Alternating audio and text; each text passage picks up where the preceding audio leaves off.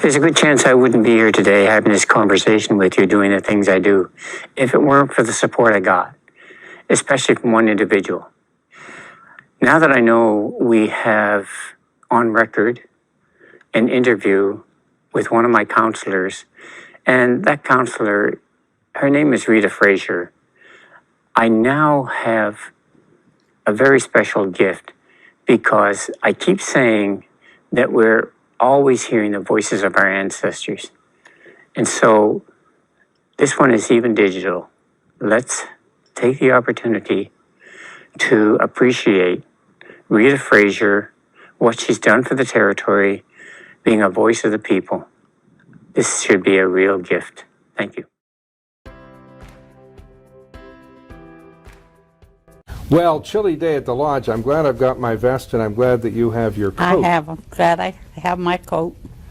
What was it like the first day you came here? Do you remember? When the first day I came here, my husband and I came down, and we had the children with us, and we came out here just looking, you know, different places, and we stopped, and the elderly lady stopped and come out and talked to me, and I asked her what, you know, if the kids could play down there, and she said yes, as long as his father went down and watched him so he wouldn't get in the water.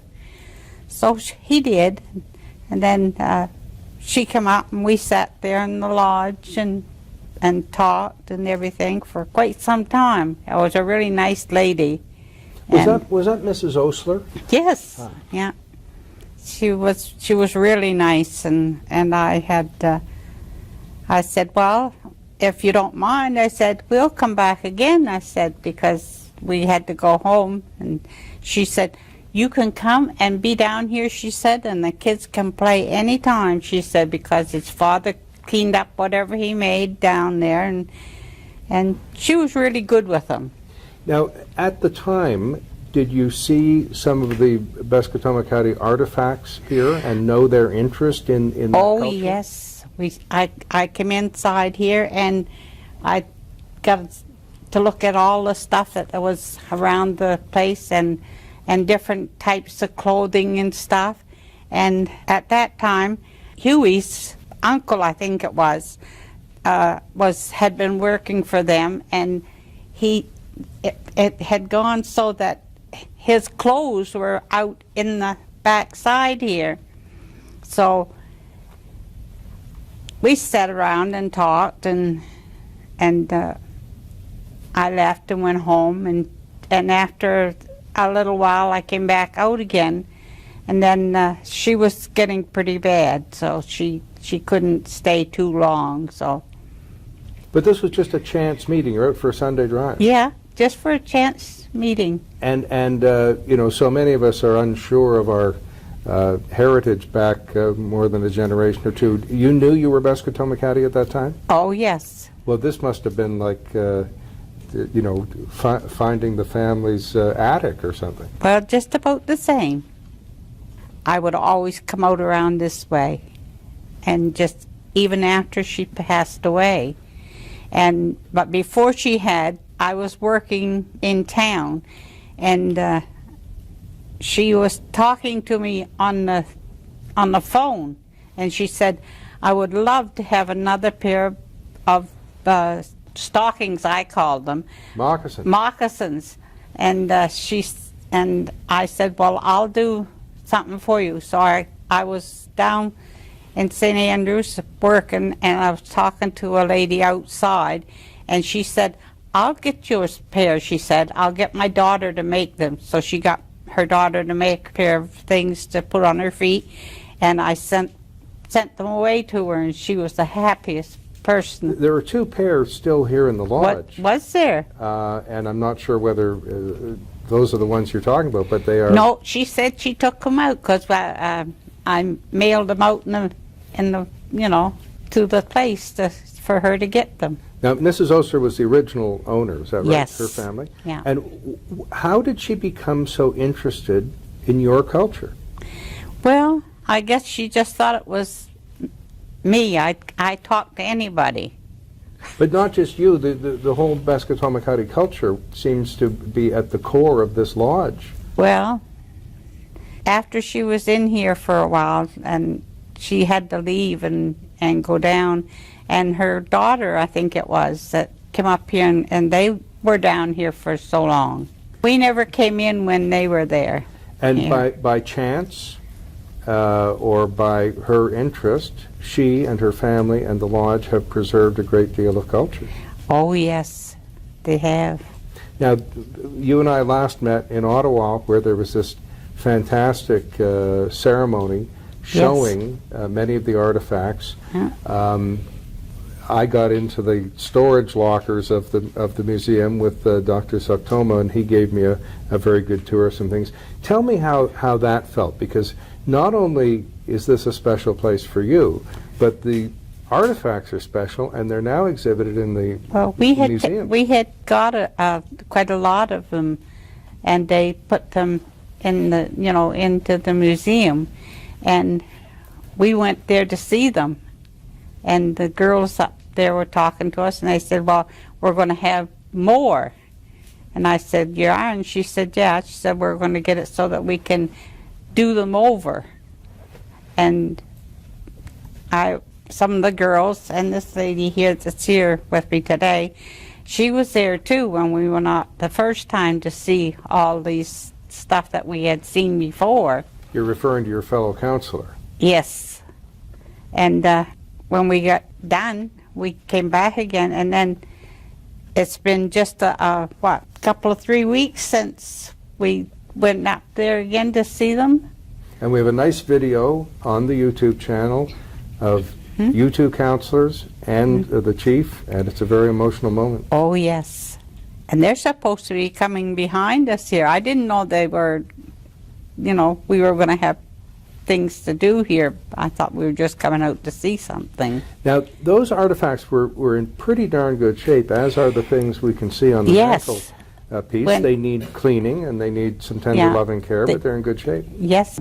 Now, the next thing that fascinates me is at a time when many people are retired, and that includes my age, but let's just talk about you today.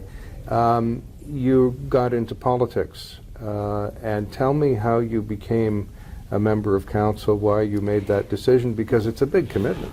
Well, I was still going into the school, and then when I got out of there, I went to different places, and I don't know, I just got in with the crowd. And what was the school that you're speaking of? Just different schools. We used to take and go. Huey and I used to go and look after kids, be there for probably half a day or so, and try to tell them different things. So you would tell them about the Peskotomuhkati culture and history and so on? Yeah, that's what we were doing. Yeah. And you got more involved. Oh, I got more involved, all right, and I'm still doing it. Now, I used to work for our national broadcaster, the CBC, and in historical times, there was a program that interviewed deputy ministers and senior civil servants to explain how the government works, because nobody knows how the government works. Nobody even knows if the government works. But you're now of that rank, and is there something that you can tell the people watching, especially the members of the nation, what your job is like? What is it like to be a member of council? I never minded to go and do anything that had to be done, but usually we let the people that are doing more important stuff, like Paul and the negotiator. Yes. Paul Williams, yes. Yeah, where Aaron and Huey, they would be always were there, everything. So that when we had to do something, we do it. Any tough decisions or tough kind of work that you have to do? I know you traveled to Ottawa, but that was kind of fun, really. That was fun. Source of pride. Anything you don't like doing? No, I don't think so, because I'm so used to being with all the people. I just automatically do it. And how long have you been on council? Oh gosh, a long time. Well, you're getting a whispered cue there that is Well, decades, is it? yeah. Well, I've been doing it since high school and stuff, and I'm an elderly lady now.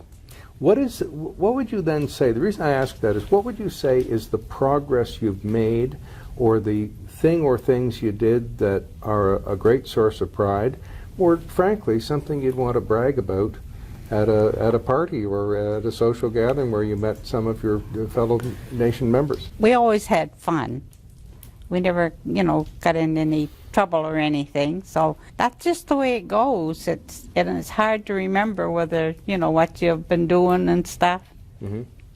Well, So- Paul tells us that there's a framework agreement. He tells us there's an agreement on moose hunting and the distribution of moose meat to nation members. Well, I don't bother with that, but my son, he looks after, he's been doing that now for the last couple of years, hasn't I think. Here you are back at the lodge, about 40 or some years after you first came here. Did you ever think that it was going to be in the hands of the nation and yours? I never thought it would be. Pretty amazing situation. It is. I come in here and looked in it after there was nobody in it. It made a big difference. Right. Any other thoughts that you have for being here? Are the sights and the sounds and the smells and the things that surround you, are they bringing more thoughts to your mind? Well, it makes me think of all the time I've been coming in here. And I like the people that are looking after it and everything. It's really nice. When we come down here, we always had a nice clean spot and everything, and we'd sit down and have our meetings and stuff down here. So it's great. Well, it is great, and I think you're probably too modest, because a lot of good things have happened while you've been a member of council, and you must have had a great deal to do with them, and I'm sure many nation members are grateful. And I'm grateful for your coming out here on a pretty chilly day, Well, but the fire's pretty nice. well, when I came in here today, I knew it was going to be cold here, so I just took a nice long sweater, and then I put this coat on and everything, and Well, I'm not cold. I stoked the fire just Yeah. to prove that a city boy could do that. Yeah, John used to do that too every time we came out earlier, and he used to put the wood to it and say, "There you go, girls." All right, thanks again. Well, you're welcome. Pleasure to speak with you.